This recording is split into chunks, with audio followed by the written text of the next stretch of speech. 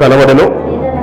అదేమనగా సూర్యుని ధరించుకున్న ఒక స్త్రీ ఆమె పాదముల కింద చంద్రుడును శిరస్సు మీద 12 నక్షత్రముల కిరీటమును ఉండేను అంటున్న పిల్లలు. సరిపోతున్న పిల్లలు చాలా సందర్భాల్లో పిల్లలు ప్రకటన గ్రంథంలో గతించిన కొన్ని రోజులుగా మనం కొన్ని నెలలుగా మాట్లాడుకున్న మాటలు మనకు బాగా సుపరిచితము, బాగా నానుడు కాబట్టి మరొకసారి నేను జ్ఞాపకం చేయడం ఆశపడుతున్నాను. ప్రకటన గ్రంథము చివరిగా రిప్పబడిన ప్రకటన రెవల్యూషన్ అంటాం. ప్రకటన సమాజానికి, ప్రపంచానికి, యావత్ క్రైస్తవ సంఘానికి, సార్వత్రిక సంఘానికి, ముఖ్యంగా చెప్పాలనుకుంటే సార్వత్రిక సంఘానికి ఒక వెలుబడి, ఒక హెచ్చరిక లాంటిది ప్రకటన గ్రంథం. అన్ని గ్రంథాల తర్వాత ఉంది కాబట్టి దీనికంటే ఒక ప్రత్యేకమైన స్థానం వచ్చేసింది. మళ్ళీ దీంట్లో వాడబడిన భాష విధానం ఒక శైలి వేరు, దానికంటే ప్రత్యేకత వేరు కాబట్టి దీన్ని ఆలోచించే విధానమే వేరుగా అయిపోయింది. గతించే కొన్ని రోజులు మనం వింటున్న మాటలే. మత్తయి సువార్తల్లో కూడా ప్రభువు లేస్తున్నారు కూడా, అయ్యా మీ రాకడకు సూచనలు ఏమంటే ఆయన రెండవ రాకడ గురించి కూడా చెప్పిన సూచనలు మనకు కనబడుతూ ఉంటాయి. తెలుసు కదా పిల్లలు. అలాగే తీర్పులో ఏం జరగబోతుంది, ప్రభువా మీరు వచ్చినప్పుడు ఎలా ఉండబోతుంది, నేను దొంగ వచ్చినప్పుడు వస్తాను, దాని ముందు ఎలా జరుగుతుందంటే ఉరుములు, భూకంపాలు, సునామీలు, యుద్ధ వాతావరణం ఇలాంటివి జరుగుతుంటాయి. ఇవన్నీ జరిగినా కానీ రాకడ వెనువెంటనే జరగదు. ప్రపంచం అంత తొందరగా జరిగేది కాదు. దానికి తండ్రికి మాత్రమే తెలుసు, నాకు కూడా తెలియదు అన్నట్టుగా ప్రభు చెప్పేశాడు. అంటే తీర్పులో కూడా ఎలా ఉండబోతుంది, 2 విభాగాలు ఉండబోతుంది. సంఘంలో ఎలాగైతే మనం కూర్చుంటున్నామో స్త్రీల సమాజము, పురుషుల విభాగం అన్నట్టుగా మనకు అర్థమైన రీతిలో మాట్లాడుకుంటే క్లాస్లో మనం ఎలాగైతే డిపార్ట్మెంట్గా, డివిజన్గా, జెండర్ వైజ్ మనం ఎలాగైతే డివైడ్ చేస్తున్నామో ఆ రీతిగానే రెండవ రాకల్లో కూడా ప్రభు ఆ రీతిగా చేయబోతుందంట. గొర్రెల్ని, మేకలు ఉన్నాడు. కుడి వైపున ఒక విభాగము, ఎడమ వైపున ఒక విభాగం. అంటే అది తర్వాత జరగబోయేదన్నా కానీ మత్తయి సువార్తలు కూడా భవిష్యత్తు కూడా మనకు లిఖింపబడిన విషయం మనకు అర్థమయ్యాలి పిల్లలు. అలా సువార్తలో కనబడుతుంది, పౌలు గారి పత్రికల్లో కనబడుతుంది. ఆ ప్రధాన దూత శబ్దముతో మృతులైన వారు ఇలా లేస్తారు, రెండవ రాకలో క్రీస్తు తన రాజ్యాన్ని తండ్రికి అప్పచెప్తాడు, అపవాది నాశనం కలుగుతుందనే మాటలు పౌలు గారు కూడా తన పత్రికల్లో పొందుపరిచాడు. పేతురు గారు కూడా రాస్తుంటారు, వినాశనం జరగబోతుంది, ఇవన్నీ కూడా కృత్యములన్నీ కూడా లయమైపోతున్నాయని. రెండవ రాకడ అంటే ప్రభు యొక్క రాకడ తర్వాత సంభవించబోవు ప్రపంచానికి జరగబోతున్న విపత్తు గురించి కూడా పేతురు గారు కూడా రాస్తూ ఉంటారు, యాకోబు గారు కూడా రాస్తూ ఉంటారు, అలాగే యూదా గారు కూడా రాస్తూ ఉంటారు. కానీ మనం ఆలోచించే విధానము, మనం తీసుకునే విధానాన్ని బట్టే ప్రతిదీ కూడా మనకు అర్థం అవడానికి ఆస్కారం ఉంటుంది పిల్లలు. అలాగే యోహాను గారికి విధానము శైలి వేరు. ఈయన రాసిన చాలా విషయాలు హెజ్కేలు గారు కూడా రాశారు, ఇర్మియా గారు కూడా రాశారు, ఏషయ్య గారు కూడా రాశారు. ఇంకా మాట్లాడుతున్న చిన్న ప్రవక్తలుగా మనం అనుకుంటున్న చిన్న ప్రవక్తలు కూడా తన గ్రంథాలలో ఒక్కొక్క మాటను జకర్యా గారు మొదలుకొని, మీకా గారు మొదలుకొని, చాలా మంది నాహూము గారు మొదలుకొని తమ గ్రంథాల్లో లిఖించేశారు తనకంటే ముందుగానే. కానీ ఈయన ఇంకా కొద్దిగా ముందుకు వెళ్ళి ప్రతిదాన్ని సమాజము గుర్తున్న మాట ఏంటంటే, మనం కూడా ఆలోచించిన విషయం ఏంటంటే, ఆయన పరమాస్తుడు అంటే పద్మాసు దీపంలో పరమాసుడై ఉన్నాడు.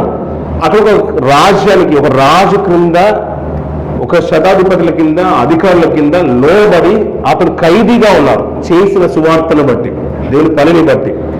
అలాంటప్పుడు సువార్త ఇంకా విస్తరించాలి, ప్రపంచానికి క్రీస్తు యొక్క మాటలు వెలువడాలి, దాని కొరకు నా ప్రాణం పోయినా పర్లేదని పత్రికలు రాసిన చాలా మంది భక్తులు కనబడుతున్నారు. దాంట్లో యోహాను గారికి ప్రత్యేకమైన స్థానమే ఉంది. పరిచయం ఆగేది కాదు, అది ఎలా ఉన్నా కానీ. ఒకప్పుడు ఇర్మియా గారి గ్రంథంలో మనం చూస్తూ ఉంటే ఆ రోజు రాజు, ఆయన తదనంలో ఉన్న రాజు అంట గ్రంథాన్ని చింపి మరీ అగ్నిలో కాల్చివేస్తే సందర్భం ఉంటుంది. ఇర్మియా గారు మళ్ళీ బాధపడుతూ ఉంటాడు, నువ్వెందుకు బాధపడుతున్నావు ఇర్మియా, మళ్ళీ నీకు మాటలు ఇస్తానని దేవుడు మాట్లాడుతూ ఉంటే మళ్ళీ ఇర్మియా గారు గ్రంథాన్ని లిఖించినట్టుగా ఉంటుంది. అది ఎలాంటి సందర్భమైనా కానీ దేవుడి మాటలకు ఏంటంటే అంత ప్రాచుర్యత ఉంది, అంతగా ప్రాధాన్యత ఉంది. అది ఎలాంటిదైనా కానీ దాన్ని బంధించడానికి ఆస్కారం లేదు. అది బంధించినా అంతకంటే ఎక్కువగా, దానికంటే ఎక్కువగా ధీటుగా వాక్యం ప్రపంచంలోకి వెళ్ళిపోతుంది. ఇతను చెరసాలలో వేసిన అంతకుముందు పౌలు గారు కూడా మనకు కనబడుతుంటారు. అతని కారాగారంలో ఉంచిన, హౌస్ అరెస్ట్లో ఉంచిన, ఇంటిలో బంధించిన, అతనికి శరీరం సహకరించకపోయినా మాట ఉంది కాబట్టి అతను చెప్పుతూ ఉంటే రాసిన వారు కూడా మనకు కనబడుతూ ఉంటారు. అంటే ఏ విధంగానే పరిచర్య ఎలా ఉండాలి, ముందుకు వెళ్ళిపోవాలి. అలాగే దాని తర్వాత అపోస్తలులు చివరిగా ఇతను బందీగా ఉన్న వ్యక్తులలో ఇతను కనబడుతున్నారు. ఎవరు? యోహాను గారు కనబడుతున్నారు. అయినా కానీ ఆయన క్రీస్తు నిమిత్తము, మేమిచ్చిన సాక్ష్యము నిమిత్తము అంటాడు, నేను బందీగా ఉన్నాను అంటాడు. ఆయన బందీగా ఉండి ప్రతిదీ కూడా రాస్తున్నాడు. ఇప్పుడు రోమ ప్రభుత్వ కాలంలో బందీగా ఉన్నాడు. రాజుకు వ్యతిరేకంగా ప్రతి మాట స్ట్రైట్ ఫార్వర్డ్గా అతను లిఖించడానికి ఆస్కారం లేదు. అందుకని ప్రతిదీ కూడా ఎలా ఉండాలి, సంఘానికి విషయము పంపించాలి, క్రైస్తవ సమాజాన్ని అలర్ట్ చేయాలి, ప్రభు యొక్క రాకడ గురించి తెలియాలి, పరలోకం నిత్యత్వం ఎలా ఉండబోతుంది, అంతకుముందు ఇజ్రాయేల్ ఎదుర్కొన్న ప్రతి సమస్యల గురించి తెలియజేయాలి, విపత్తుల గురించి తెలియాలి, సువార్తను ప్రకటించాలి. ఏదో విధంగా ఎలాగైనా పర్లేదు. ఆ విధానం అనేది అంటే ఆ సందర్భం అనేది మన మనసులో ఉంటే ఇతను రాజుకు అర్థమవద్దు, అక్కడున్న మంత్రి అంటే అధికారులకు తెలియకుండా సంఘానికి ఒక ప్రత్యేకమైన శైలిలో ప్రతి లేఖలను రాయాలనుకున్నాడు. ప్రతి సంఘానికి ఒక పత్రికలు పంపించాలనుకున్నాడు. ఆదిమ సంఘంలో కాకుండా 7 సంఘాలకు రాయించాలనుకున్నాడు ఆశలో ఉన్న. అలాగే క్రైస్తవ సమాజాలు కూడా ఇది లిఖింపబడబోతుంది, దీని యొక్క మాటలు కాబట్టి గ్రంథస్థం చేయబడుతున్న విషయం తెలుసు కాబట్టి పరిశుద్ధాత్మ ప్రయోగం వల్ల భక్తులు కలిగిన ప్రతి మాట కూడా లిఖింపబడి గ్రంథస్థం చేయబడి మన దగ్గరకు వచ్చేసింది. అందుకని ఇది ఎలాగైనా కానీ సమాజంలోకి వెళ్ళిపోవాలి. ఎలా వెళ్ళాలి మరి? డైరెక్ట్ రాస్తే రాజుకు అర్థమైపోతుంది. తర్వాత ఈ పత్రిక అక్కడి దగ్గర చేరకుండా ఉండొచ్చు అంటే అవకాశం ఉంది, దాన్ని నిలిపివేసే ఆస్కారం కూడా ఉంది. అందుకని ప్రతిదీ కూడా అలంకార ధోరణిలోనే యోహాను గారు రాస్తున్నారు ప్రతి విషయం చాలా మట్టుకు. అందుకనే ఇక్కడ ఒక మాట చూడండి పిల్లరా, అప్పుడు పరలోకమందు గొప్ప సూచన కనబడను. అంటే సూచన ఏమైపోయిందంట? కనబడిపోయింది. కొన్ని సందర్భాలు ఇందాక మనం ప్రభుత్వ సందర్భాన్ని జ్ఞాపకం చేసుకున్నాం. మత్తయి సువార్తలో ఆయన అంటాడు, నేను రాకడ సూచనలు చెప్తున్నాడు, రెండవ రాజ్యంలో తీర్పు గురించి మాట్లాడుతున్నాడు, ఇవన్నీ కూడా చెప్తున్నారు. గుంపు ఎలా ఉండబోతుందంటే అది ఎత్తబడే గుంపు వధువు సంఘంతో పోలుస్తున్నాడు. అలా గుంపుతో పోల్చినప్పుడు 10 మంది కన్యకలు అన్నాడు. ఇవన్నీ కూడా ఏంటంటే జరగబో సంగతులు కూడా ప్రభు తెలియజేశాడు. యోహాను గారు కూడా జరగబో సంగతులు కూడా తెలియజేశాడు, జరిగిన వాటిని కూడా తెలియజేశాడు, జరుగుతున్న వాటిని కూడా తెలియజేశాడు. గతించిన దినాల్లో మనము 4 జీవుల గురించి మాట్లాడుతూ ఆయన బూర ఊదినప్పుడు అనే సందర్భాన్ని 7 బూరల గురించి కూడా ఆ సందర్భంలో మాట్లాడుతూ ఉంటే కొన్ని జరిగిపోయిన సందర్భాలు కూడా మనకు తటస్థించాయి, జరుగుతున్న వాటిని కూడా మనం జ్ఞాపకం చేసుకున్నాం. అలాగే అవి జరిగిన వాటిని, జరుగుతున్న వాటిని, జరగబో వాటిని కూడా సూచించిన సందర్భాలు కూడా మనకు కనపడ్డాయి పిల్లలు. ఆ రీతిగానే ఈయన రాసిన ప్రతి మాట అది భవిష్యత్తే కాదు, జరిగిన వాటిని సూచించాయి, జరుగుతున్న వాటిని సూచిస్తున్నాయి, అలాగే జరగబో వాటిని కూడా సూచిస్తున్నాయి. ప్రస్తుత పరిస్థితుల్ని, జరిగిన వాటిని కూడా మిగతా గ్రంథాన్ని కూడా అవగాహనలోకి తెచ్చుకొని మరి ఈ విషయాలు మనం ఆలోచిస్తుంటే నిజంగా కొన్ని లోతైన విషయాలు మనకు అర్థమవుతూ ఉంటాయి పిల్లల. ఈ మాట చూడండి పిల్లల, అప్పుడు పరలోకమందు గొప్ప సూచన కనబడెను. అదేదనగా సూర్యుని ధరించుకున్న ఒక స్త్రీ, ఆమె పాదాల క్రింద చంద్రుడును, శిరస్సు మీద 12 నక్షత్రముల కిరీటములు ఉండెను అంటున్న పిల్లలు. ఇదే అధ్యాయంలో జరిగిన సందర్భాన్ని కూడా తెలియజేస్తుంటాడు. దానికంటే ముందు కొన్ని మాటలు మనకు చాలా మట్టుకు యోహాను సువార్తలు కానీ, లూకా సువార్తలు కానీ, మార్కు సువార్తలు కానీ, మత్తయి సువార్తలు కానీ ప్రతి అధ్యాయం రాయబడుతుంది అంటే ప్రభు చేసిన ప్రతి సూచక్రియ 1 by 1 రాసింది కాదు. కొన్ని ముందు రాయబడ్డాయి, కొన్ని వెనుక రాయబడ్డాయి. అలాగే వ్యక్తులు 4 ఆత్మ ఒకటే, పరిశుద్ధాత్మ ప్రేరేపణ వాళ్ళు రాశారు. కానీ వాళ్ళు రాసిన విధానం కొన్నిసార్లు మత్తయి సువార్తలో చివరిగా రాయబడ్డాయి. ఎందుకంటే అది అబ్రాహాము వంశావళి ముందు నుంచి మొదలయ్యి చివరికి ప్రభు 6వ తిరిగి లేచిన వరకు రాసేశారు. లూకాకు వచ్చే వరకు వేరే విధానం ఉంది, మార్కుకు వచ్చే వరకు వేరే ఉంది. లూకాలో మరియమ్మ యోసేపులతో మాట్లాడిన సందర్భాన్ని కూడా రాస్తూ, జకరియా ఎలిజబెత్ల గురించి కూడా మాట్లాడుతూ ఇవన్నీ కూడా వచ్చేసరికి విధానం వారు చెప్పే విధానం వేరే కావచ్చు, కానీ మ్యాటర్ వారి ఇంటెన్షన్ మాత్రం అంతా కూడా ఏంది కన్వే చేయాల్సిన ఉద్దేశం ఏంటంటే ప్రభువు వచ్చేసారు, ఆయనే రక్షకుడు, ఇది సువార్త, మేము కళ్ళారా చూసాము, చెవులారా విన్నాము, దీనికి సాక్ష్యాలుగా దేవుడు వారిని ఏర్పాటు చేసుకున్నాడు. అలాగే ప్రతి మాట ముందు రాయబడ్డది కానీ ముందు జరిగిపోయింది కాదు, తర్వాత రాయబడింది కానీ తర్వాత జరిగేది కానీ కాదు పిల్లలు. ముందుకు ప్యారల్ ఏంటంటే జరిగిన సందర్భాన్ని సూచిస్తూ, కిందికి వచ్చే ప్యారల్ ఏంటంటే అది అంతకన్నా ముందు జరిగిన సందర్భాన్ని కూడా తెలియజేసే సందర్భాలు ఉన్నాయి, అది భవిష్యత్తులో జరగబోయే సందర్భాన్ని కూడా తెలియజేసే సందర్భాలు ఉన్నాయనే విషయాన్ని నేను వ్యక్తపరుస్తున్నాను పిల్లలు. ఈ విషయాలు మనకు తారసపడుతూ ఉంటాయి, ఆయా సందర్భాల్లో మనకు కనబడుతూ ఉంటాయి. ఇలా మాట్లాడుతూ ఏమంటే అదేదనగా ఒక సూచన ఎక్కడ కనబడిందంట? పరలోకంలో కనబడిందంట. సూర్యుని ధరించుకున్న ఒక స్త్రీ, ఆమె పాదాల కింద చంద్రుడును, శిరస్సు మీద 12 నక్షత్రాల కిరీటాలు ఉన్నాయి. ఇక్కడ అన్ని కనబడుతున్నాయి మనకు. సూర్యుడు కనబడుతున్నాడు, చంద్రుడు కనబడుతున్నాడు, నక్షత్రాలు కూడా కనబడుతున్నాయి. ఇది పలుమార్లు విన్నాను నేనే నా సంఘంలోనే ఆల్మోస్ట్ 2-3 టైమ్స్ చెప్పిన సందర్భం కూడా నాకు ఉంది, చాలా సందర్భాలు. కానీ ప్రతిసారి ఆలోచిస్తున్న ప్రతిసారి కొత్త విషయం మనకు అర్థమవుతూనే ఉంటుంది, కొత్త విషయాలు మనకు తారసపడుతూనే ఉంటాయి పిల్లలు. ఇక్కడ ఏంటంటే ఒక స్త్రీ ఉంది, సూర్యుని ధరించుకుందంట. ఎవరిని ధరించుకుందంట? సూర్యుని ధరించుకుంది. ఒక సూర్యుడిని ప్రతినిధిస్తూ ఉంటే నిజంగా సూర్యుడిని సమీపించలేని మన జీవితాలు, మానవ జీవితాలు. అందుకనే ప్రతి మాట అది అక్షరార్థంగా తీసుకోవడానికి లేదు పిల్లలు. కొన్ని సందర్భాలు అంటూ ఉంటాం, మీ కంపెనీ ఎలాంటిదయ్యా అంటే, అబ్బో బాబోయ్ అది మామూలుది కాదు, అక్కడ వెళ్తే నరకంలోకి వెళ్ళిపోయినట్టే బాబు, ఆ కంపెనీలోకి వెళ్ళొద్దురా అని మాట్లాడుతున్నాను. అంటే నరకంతో పోలుస్తూ కంపెనీ గురించి తెలియజేస్తున్నాడు.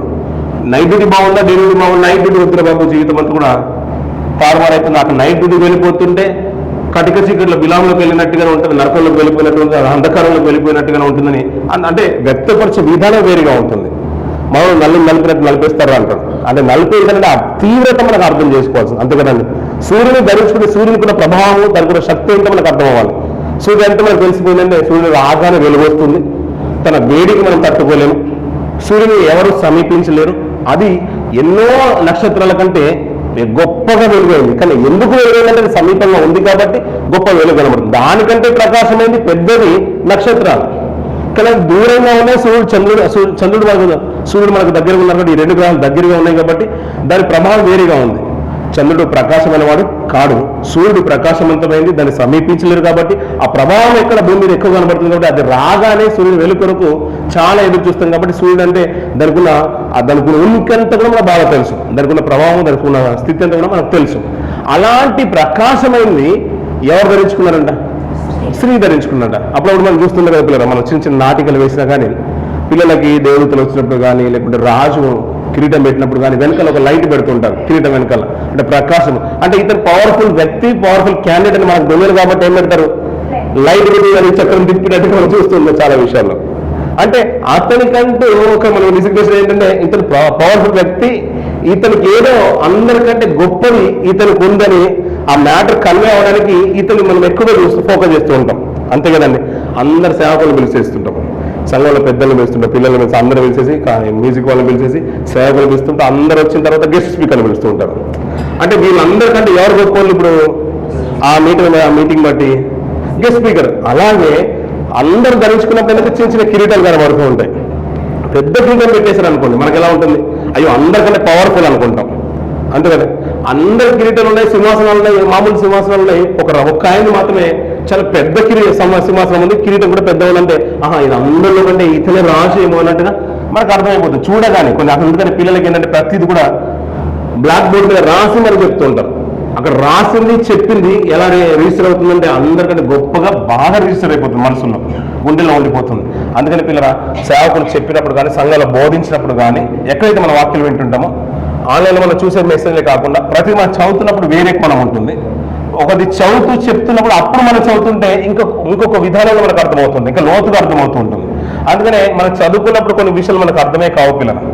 సంఘంలో ఒకరు బోధిస్తున్నప్పుడు కానీ మనం వింటున్నప్పుడు కానీ నిజమే కదా ఆ మాటలు నేను ఆలోచించలేను అనుకుంటాను, ఎందుకంటే ఒక్కొక్కరికి ఒక ఆలోచన విధానం ఉంటుంది. అలా ప్రతిదీ కూడా చూపిస్తూ చెప్తుంది ఇంకా బాగుంటుందనే విధానం అనేది సమాజానికి వచ్చేసింది.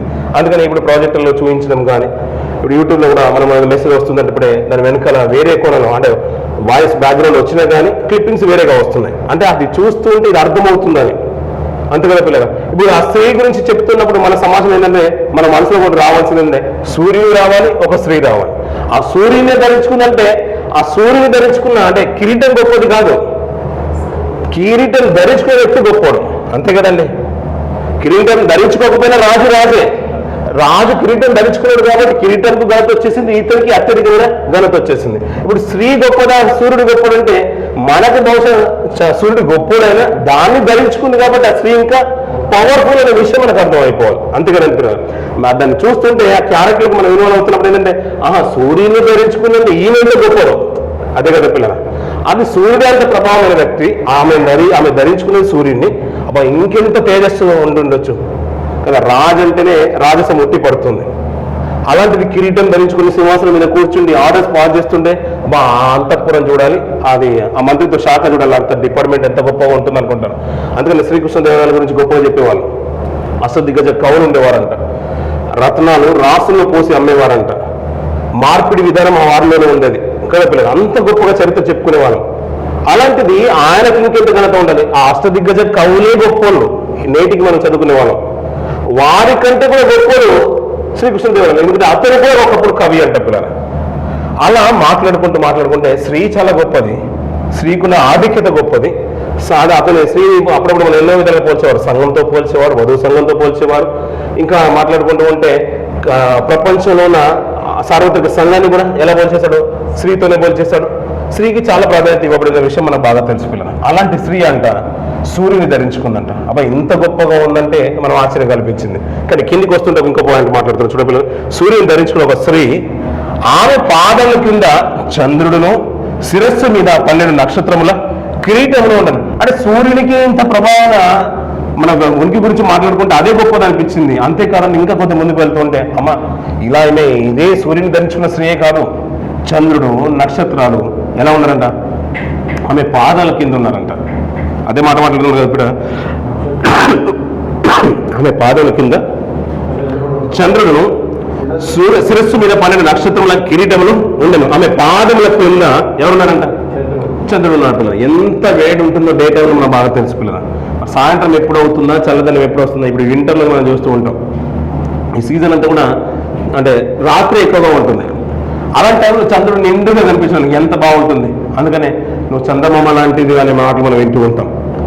అలాంటి చందమామ ఆమె ఎక్కడ పెట్టేసిందంట, కాళ్ళ క్రింద పెట్టేసుకుందంట. అంటే ఆమెకున్న ఔన్నత్యము, ఆధిక్యత, సౌందర్యము నిజంగా ఇంకెంతో గొప్పదో. సూర్యుని ధరించుకుంటే అంత ప్రభావం, పవర్ఫుల్ అనుకుంటున్నాము, అంత గొప్పది అనుకుంటున్నాం. అలాంటి ఆ పవర్ఫుల్ వ్యక్తి చంద్రుడిని కాళ్ళ కింద పెట్టేసుకుందంట. ఇంకా చూడండి ఆమె ఆధిక్యత ఎలా పెరిగిపోతుంది, ఇంకొక బూస్ట్ ఇచ్చినట్టు ఇంకొక స్థాయి పెరిగిపోతుంది. అంతకే అనుకుంటే నక్షత్రములు అంట, అది 12 నక్షత్రాలు అంట. ఒక నక్షత్రము చాలా రేట్లు పెద్దదంట భూమి కంటే, సూర్యుని కంటే కూడా చాలా పెద్దది. అలాంటి 12 నక్షత్రాల కిరీటము ఎవరికి ఇవ్వబడిందంట, ఆమెకి ఇవ్వబడిందంట.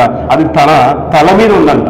అంటే చాలా పవర్ఫుల్ అనే మాటను మనకు అర్థమయ్యే రీతిలో చెప్పడానికి, సూర్యుని ధరించుకోవడమే కాదు, చంద్రుని తన కాళ్ళ కింద పెట్టుకుంది, 12 నక్షత్రాల కిరీటము తన తల మీద కూడా పెట్టబడింది. అంటే ఆమె ఈ మామూలు వ్యక్తి కాదు, సాదాసీద వ్యక్తి కానే కాదు.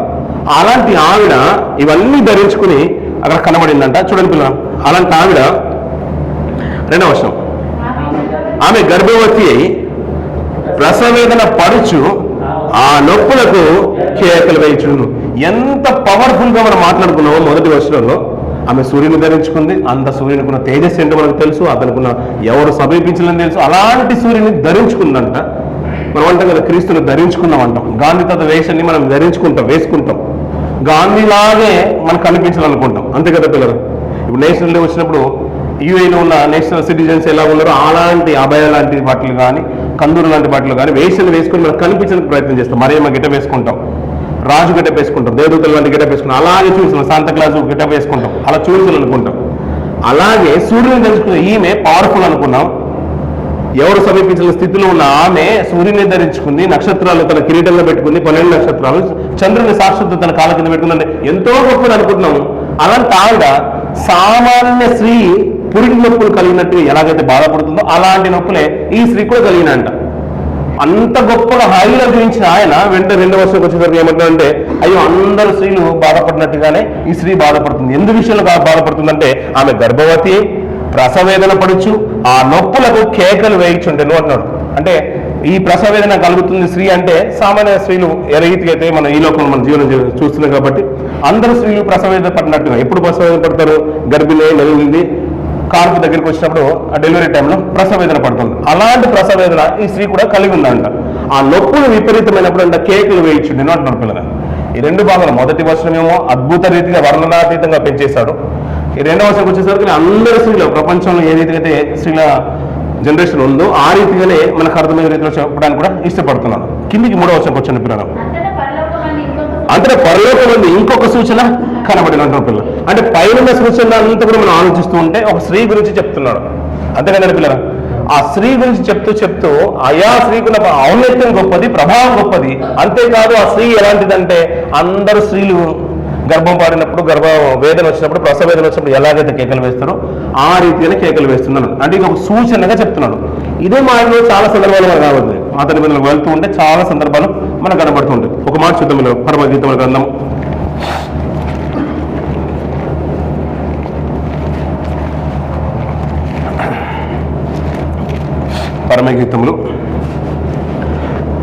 5వ అధ్యాయం 6వ అధ్యాయంకు 5వ అధ్యాయము, అలాగే 7వ అధ్యాయంలో కూడా ఈ సందర్భం అన్నీ కూడా మనకి లిఖింపబడే పిల్లలు. 6వ అధ్యాయం 10వ వచనం కూడా చూడండి పిల్లలు.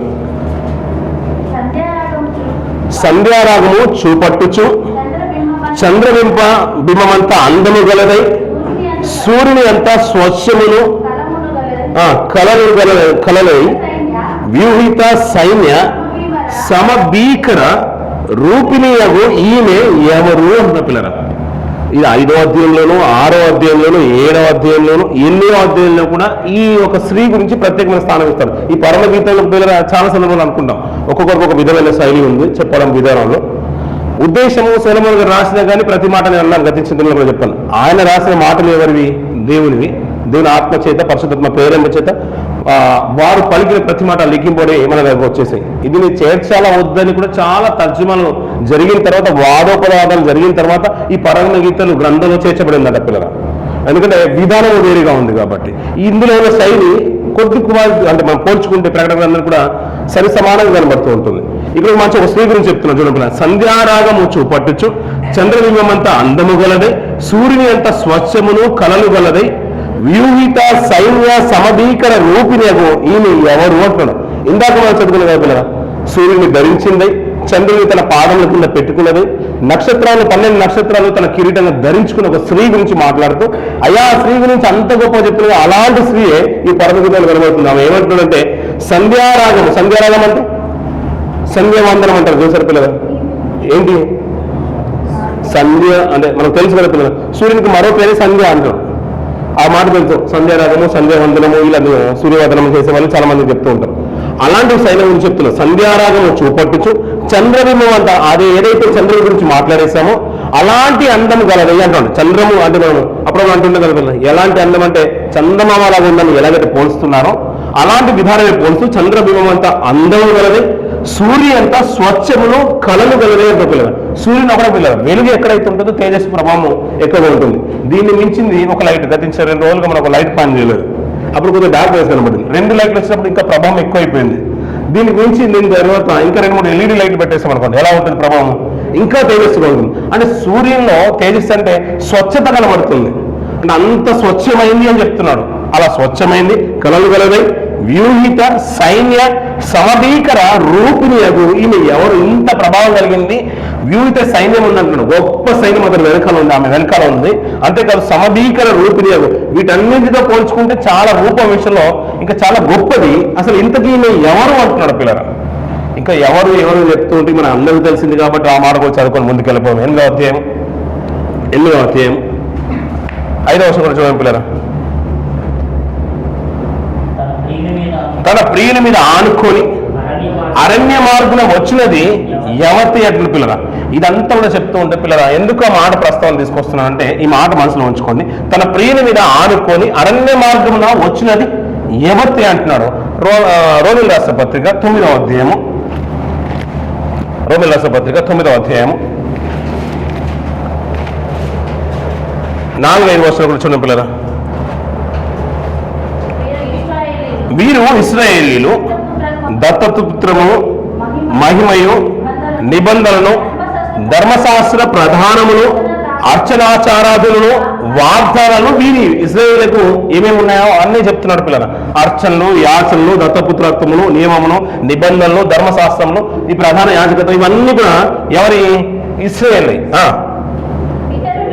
పితరులు వీరి వారు శరీరము బట్టి క్రీస్తు వీరిలో పుట్టెను. సరిపోతుంది పిల్లలు. ఇశ్రాయేలు ఈ మాట ఎందుకు ప్రస్తావన తీసుకొస్తున్నానంటే అరణ్య మార్గమున వచ్చినది యవతి అన్నాడు పిల్లలు. మీకు అందరికీ తెలిసిన విషయమే. అరణ్య మార్గమున ఎవరు వచ్చేసారు? ఇశ్రాయేలు వచ్చేసారు. ఎందుకంటే ఆ కఠినమైన బానిసత్వంలో నుంచి ఇంచుమించు ఎన్ని సంవత్సరాలు ఉన్నారండి? ఎన్ని సంవత్సరాలు ఉన్నారు? ఐగుప్తులో కఠినమైన బానిసత్వంలో ఎన్ని సంవత్సరాలు ఉన్నారు? 430 సంవత్సరాలు ఇంచుమించు. ఆ కఠినమైన బానిసత్వంలో ఉన్నప్పుడు అరణ్య మార్గంలో నడిపించేశారంట. అరణ్య మార్గం వచ్చిన ఈమె యవతే అంటున్నాడు. ఎవరు? ఇశ్రాయేలు గోత్రాల గురించి చెప్తున్నాడు. ఇశ్రాయేలు 12 గోత్రాల గురించి చెప్తున్నాడు. ఇశ్రాయేలు సమాజమే అరణ్య మార్గం వచ్చింది. ఆమె ఎవరు కాదు, వ్యూహిత సైన్య సమభీకిని రూపిణి అగు ఈమె ఎవరు అనే మాటను చెప్తూ వీరు ఇశ్రాయేలు. ఇక చెప్పాలంటే ఆమె ఎవరో కాదు, ఆ సైన్యం ఎవరో కాదు, ఆ చంద్రమేమో అన్నం ఉన్నది ఎవరో కాదు, సూర్యుని ధరించింది ఎవరో కాదు. ఆమె ఎవరయ్యా అంటే ఆమె అరణ్య మార్గం వచ్చేసింది. ఆమె ఎవరో కాదయ్యా, ఇజ్రాయేలు అంటున్నాడు. ఇజ్రాయేల్ ఎందుకు ఆయన మాట్లాడుతూ ఇంకా మనకు 2వ వచనంలో చదువుకున్న మాట, ఈమె అందరిలాగే ప్రసవేదన పడుతూ, గర్భిణి ప్రసవేదన పడుతూ కేకలు పెట్టించుందని అంటున్నారు. అంటే ఇజ్రాయేలు ఎందుకు ఆ మాట తీసుకొచ్చారంటే లిటరల్ గా మనం ఆలోచించినా, అంటే ఆత్మీయంగా ఆలోచించిన, శారీరకంగా ఆలోచించిన ఇజ్రాయేల్లో నుంచే ఎవరు వచ్చారు? యేసుక్రీస్తు వారు వచ్చేసారు. నిజంగా చెప్పాలంటే వారి ద్వారా నిత్యుడు, నిజంగా చెప్పాలంటే పరిశుద్ధుడు, ఈ లోక కళ్యాణార్థం రావాలి కాబట్టి ఈ దేవుడు ఇజ్రాయేల్ ఏర్పాటు చేసుకోడు. ఏదో ఇజ్రాయేల్లో ఉన్నంత గొప్పతనం గురించి ఏర్పాటు చేసుకోలేదు. అందుకని చెప్పాను కదా పిల్లల, స్త్రీ గొప్పది కానీ ఏర్పాటు చేసుకున్న కిరీటం గొప్పది కాదు కదా. అదే చెప్తున్నాను, కిరీటం లాంటిది ఇజ్రాయేల్ సమాజం అయితే ఆయన వచ్చేదానికి ఏర్పాటు చేసుకోబడింది స్త్రీ. ఆ విధానంలో పోలుస్తూ చెప్తున్న మాట ఏంటంటే, అయ్యా క్రీస్తు రావాలి కాబట్టి ఒక సమాజం కావాలి, ప్రపంచానికి రక్షణ ఏ విధంగా తీసుకురావాలి కాబట్టి ఒక మూడవ ఒక వ్యక్తి కావాలి. అదే ఇజ్రాయేల్ సమాజం అయింది. వారు మంచివారు కాకపోయినప్పటికీ కూడా వారిలోంచి పరిశుద్ధులు రావాలి కాబట్టి ఆ పరిశుద్ధులకి వారిని నడిపించడానికి ఇంచుమించు 40 సంవత్సరాలు దేవుడు కఠినమైన ఆ అరణ్య మార్గంలో నడిపించేశాడు. కొందరైన పరిశుద్ధులు నిలబడతారేమో దీని యొక్క క్రియలను బట్టి అనుకున్నాడు. అందుకని ఆ కఠినమైన బానిసత్వం నుంచి వచ్చిన వారికి వారిని ఏర్పాటు చేసుకున్న వారి ఆచారాలు విధానాలు అన్ని కూడా మర్చిపోయి విగ్రహారాధనలు పాప జీవితం అంతా కూడా మర్చిపోయి పరిశుద్ధులుగా అందులో నుంచి బయటకు వస్తారన్న ఉద్దేశంతోనే అన్ని సంవత్సరాలు అరణ్య మార్గం నడిపించేస్తాడు. అలా వస్తున్నప్పుడు వేదనలు శోధనలు ఎలాగైతే వారికి కలిగాయో ప్రభువు ఈ లోకానికి రావడానికి కూడా ఇజ్రాయేల్ అలాంటి వేదనని అనుభవించేస్తారు. ఒక్కొక్కరు గర్భాన అలా వస్తూ ముందుకు మాట్లాడుతున్నాడు. ఇంకొక మాట చూద్దాం పిల్లలు, యెషయా గ్రంథం 66వ అధ్యాయం 7-8 వర్షాలు కూడా చూడండి పిల్లలు, 8-9 వరకు. ప్రసవేదన పడక మునుపు ఆమె పిల్లలు కనినది, నొప్పులు తగలక మునుపు మగ పిల్లలు కనినది, అతి వార్త ఎవరు విని ఉన్నది, అతి సంగతులు ఎవరు చూసిరి? ఒక జనమును కనుటకు ఒకనాటి ప్రసవేదన చాలునా? ఒక నిమిషంలో ఒక జనము జన్మించిన సియోనుకు ప్రసవేదన కలగగానే సరిపోతుంది పిల్లలు. అక్కడ ఎవరు అంటున్నాడు పిల్లలు? సియోనులకు ప్రసవేదన అంటున్నాడు పిల్లలు. సియోన్ అని మాట్లాడుతుంటాడు, ఇశ్రాయేల్ అని మాట్లాడుతున్నాడు. అందులో నుంచి రావాల్సింది ఎవరంటే క్రీస్తు. వీరి వారు ఇశ్రాయేల్ నుంచి ఎవరు పుట్టిరి? క్రీస్తు పుట్టిన. ఎందుకంటే రోమియోలు రాసిన పత్రిక మనం ముందుగా చూస్తున్నాం. అందులో నుంచి వచ్చిన ఆమె ఎవరో కాదు, ఆ స్త్రీ ఇశ్రాయేల్ సమాజం అంతని కూడా వ్యూహిత సైన్యం అంటాడు. అందరినీ పోలుస్తూ ఆమెనే ఇశ్రాయేల్ భూభాగం అంటే సమాజం అందరూ కూడా చూస్తూ ఒక స్త్రీతో పోలుస్తున్నాం. సంఘంలో అంతమంది ఉన్నా 60 మంది 70 మంది మనం 80-70 మంది ఉన్నా మన సంఘంలో వధువు సంఘమే అంటాం. వధువు శ్రీనివనం ఒక్క పేరు మాత్రమే లిఖింపబడుతుంది. ఇన్ని సంఘాలు ఉన్నా చివరికి ఎత్తబడేది సార్వత్రిక సంఘం ఒక్కటిగానే ఎత్తబడాలి. ఇంతమంది విశ్వాసం ఉన్న రొట్టె ఒకటే అంటారు. అందులో పాల్గొన్న మనం అందరూ కూడా ఒక్కటే శరీరం అంటారు. అంతమంది ఇజ్రాయేల్ అయినా 6 లక్షల కాలభారం నడిచిన ఇంచుమించు 30 లక్షల జనాంగం ఇజ్రాయేల్ సమాజం ఉన్న వారందరినీ అరణ్య మార్గం నడిపిస్తున్నప్పుడు వారికి వేదనలు శోధనలు ఎలాగైతే వచ్చినాయి ఒక్కొక్కరి గర్భం నుంచి అబ్రాహాము వాగ్దానం, అబ్రాహాము మొదలకి ఇస్సాకు నుంచి యాకోబు 12 గోత్రాలు. అందులో ఎవరిని ఏర్పాటు చేసుకుని యాకోబులో నుంచి 12 గోత్రాల నుంచి ప్రత్యేకంగా యూదాను ఎన్నుకున్నాడు దేవుడు. అందుకని ఇర్మియా గ్రంథం కూడా చూడండి పిల్లలు, 6వ అధ్యాయం 24వ వర్షం కూడా చూడండి పిల్లలు. దాని గురించిన వర్తమానం విని మా చేతులు బలహీనమగుచున్నవి, ప్రసవించు స్త్రీ వేదన పడునట్లు మేము వేదన పడుచున్నాము అంటాడు. సియోను కుమారి అంటాడు. ఇంకా యెషయా గురించి మాట్లాడుతూ ఆ యూదుల గురించి ఇశ్రాయేళ్ల గురించి ప్రత్యేకమైన స్థానం ఇస్తుంటాడు పిల్లలు. ఇంకా మీక గ్రంథంలో కూడా మనం చూస్తూ ఉంటాం. యూదా బెత్లెహేము అంటాడు. అంతేకాదని పిల్లలు, మీ వాళ్ళ నుంచి ఏలబోవాడు ఎక్కడి నుంచి వస్తాడంట? ఎఫ్రాతా బెత్లెహేములో నుంచి వస్తాడని మాట్లాడతాడు. అంటే యూదా బెత్లెహేము గురించి మాట్లాడుతున్నాడు. అంటే యూదుల్లో నుంచి యూదుల్లో నుంచి ఎవరు వచ్చేసారు? క్రీస్తు వచ్చేసారు. అంటే ఆ క్రీస్తుని కనడానికి ఆ స్త్రీ ప్రసవేదన పడుతుంది. ప్రసవేదన అంటే మనం ఈ రోజుల్లో ఆలోచించినట్టుగా ఆ రోజు ఆ రీతిగా కనలేదు. ఆ స్త్రీ ఆ రీతిగా ఇశ్రాయేలు శ్రమ పెట్టబడలేదు.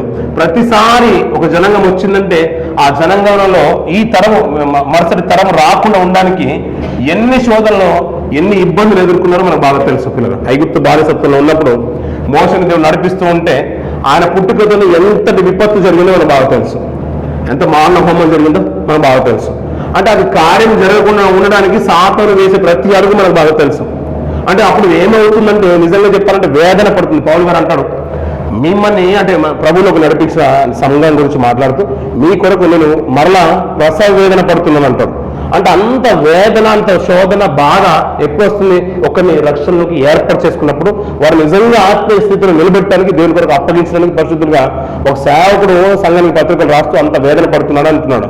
అలాగే క్రీస్తుని బయటకు తీసుకురావడానికి ఆ 12 గోత్రాలైనా కానీ ఒక గోత్రం ప్రత్యేకమైన స్థానం ఇచ్చినా ఆ గోత్రం నుంచి ప్రభువు రాకుండా ఉండడానికి సాతాను ఎన్నో ఎన్నో అడ్డుకాట్లు వేసిన సందర్భాలు మనకు బాగా తెలుసు పిల్లల. ఆయన వచ్చిన తరుణంలో హేరోదు రాజు తరుణంలో జరిగిన వధ కూడా మనకు బాగా తెలుసు పిల్లల. ఇవన్నిటి వెనకాల ఏమున్నాయంటే దేవుని యొక్క సంకల్పం ఉంది. అందుకనే దాన్ని ఎలా పోలుస్తున్నాడంటే ఇజ్రాయేలు విస్తాయనాన్ని అయ్యా అది సూర్యుని ధరించుకుంది, అయ్యా అది చంద్రుని సైతము తన పాదాల కింద పెట్టేసుకుంది, నక్షత్రాలు తన కిరీటంలో ఉన్నాయి. అంటే అంత ఆధిక్యత దేవుడు నిజంగా ఇజ్రాయేల్కి ఇచ్చేసాడు పిల్లలు. ఆలోచించిన పిల్లలు ఇవ్వలేదంటారు. వారు కొడితే నా కనుగుడ్డుని ముట్టినట్టున్నాడు. ఎంతటి ఆధిక్యత పిల్లలు. ఒకసారి మనం ఏదో డస్ట్ వచ్చినా, ఎవరైనా చెయ్యి అడ్డు పెట్టినా, ఏదొచ్చినా వెంటనే కనుపాపలు ఎలా ఉంటాయి, రెప్పలు మూయబడుతూ ఉంటాయి. దాని లోపలికి ఏది రానివాడు. అంత సాహసం ఏమైనా చేస్తారు కనుము గుడ్డును ముట్టేంత. అందుకనే ఒక మంచి వార్త, మంచి స్టేట్మెంట్, అది మంచి సాక్ష్యం. రాహాబు మంచి సాక్ష్యం చెప్తుంటుంది, మీ దేవుడు గొప్పడయ్యా. అంత గొప్ప దేవుడి గురించి మనం వింటూ ఉంటే మా గుండెలు ఏమైపోయిందంట, కరిగిపోయినంటారు. అలాంటి ఆ రోజుల్లో పిల్లరా ఇజ్రాయేల్ మీదకి సాహసించి ఎవరు యుద్ధానికి వెళ్ళేవారు కాదు. అంటే ఆ రోజు ఆ వార్త విని గుండెలు చాలా సంవత్సరాల వరకు ఆ భయము అన్ని దేశాల మీద ఉండిపోయేదంట. అంటే వీరి పక్షంలో ఎవరున్నారు, దేవుడున్నాడు. మందసము దండులోకి వచ్చినా, మందసం గురించి మాట్లాడినా, యాజకుడు ప్రార్థన చేసినా, యాజకుడు ఏ పొద్దును ధరించుకున్నా, అంటే ప్రభావం అంతా కూడా ఇస్రాయేల్లో ఉంది. వారిని మించిన గొప్ప జనాంగం ఈ ప్రపంచంలో ఏది లేదనే స్థితి ప్రపంచ దేశంలో అన్య జనాంగాలందరికీ కూడా తెలిసిపోయింది. అంతటి ఆధిక్యత ఇజ్రాయేలుకి దేవుడు ఇచ్చేస్తాడు.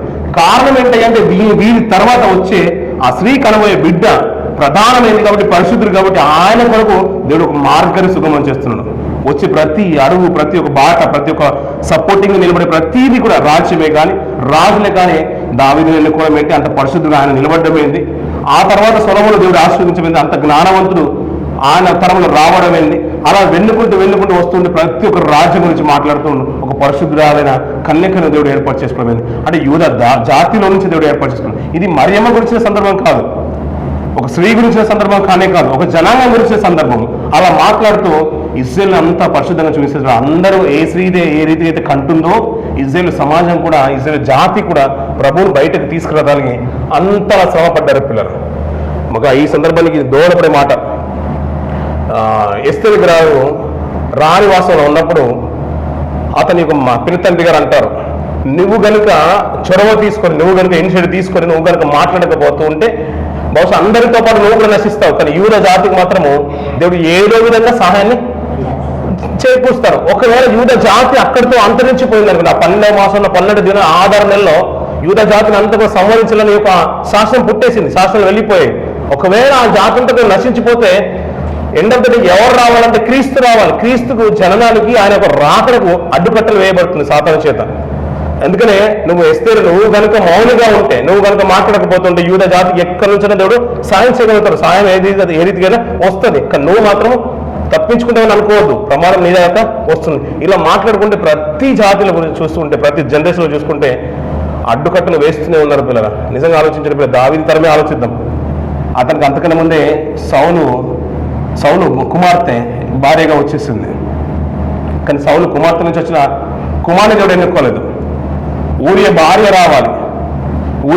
రావాలి. బెత్షెబ అంతకన్నా ముందు తన భార్య వేరొక దాసుగా ఉంది. అప్పుడు ఒక బిడ్డ పుట్టేసిన దేవుడు ఆ బిడ్డను ఎన్నుకోలేదు.